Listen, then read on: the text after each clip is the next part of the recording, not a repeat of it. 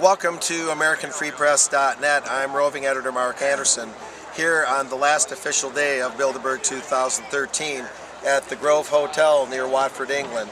And there it is, a rather stately place across this very picturesque green field, but many have called this, metaphorically speaking, the castle of the elite on the hill, and here where the protesters and citizen journalists and alternative media and some mainstream media have been.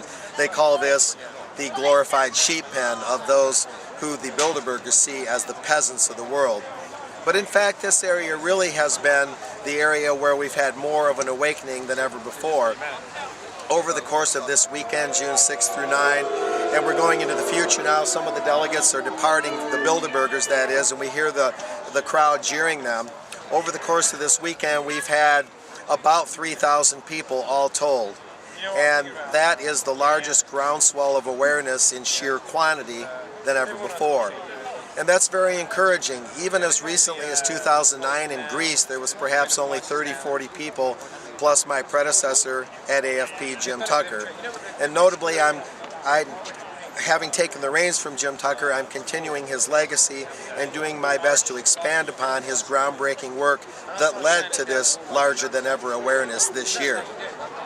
Now, as things wrap up, one of the important developments is former Congressman Jim Traficant, having become more involved in Bilderberg, is talking about, and you can read more about this in the pages of AFP, but he's talking about the idea of a Freedom of Information Act action, a inquest, you might say, an inquiry, through many, many federal government departments in the United States, even things like the Department of Agriculture, as well as more intelligence-oriented, military-oriented, and other very pertinent departments, but all across the body and structure of the U.S. government to get Freedom of Information Act documents and inquiries flowing to see where there's even one dime of Bilderberg-related money, public money, being spent. And that's very important, not only for the United States, but for every nation, for citizens and journalists to investigate where public money is being spent in any way, shape, or form related to the Bilderberg Group.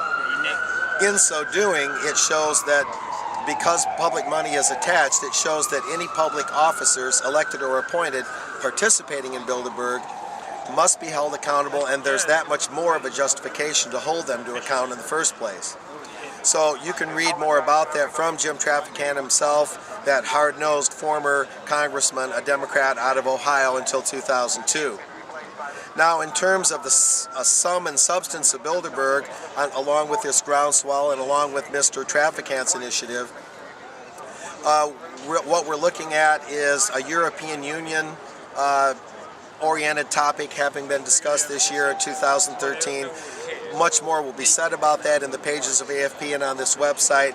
But one thing that I learned from the Brookings Institution, and they send delegates to the Bilderberg meeting every year, as do other think tanks. The Brookings Institution recently talked about a United States of Europe, not just an EU, but solidifying it even more under a US of Europe concept. And that would be done to save the euro that the Bilderbergers and other elite groups are constantly whining about. And then they would want a single army for all of the European Union or Eurozone, and then all of Europe would have only one representation at NATO.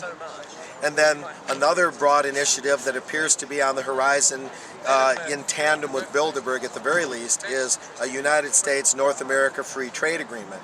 And keep in mind, this is going on as the Trans-Pacific Partnership keeps pushing east, and all the globalist groups that fly in formation with Bilderberg, such as the Chicago Council on Global Affairs and many others, are talking about this shift to the east, this economic shift to the east, this geostrategic shift to the east.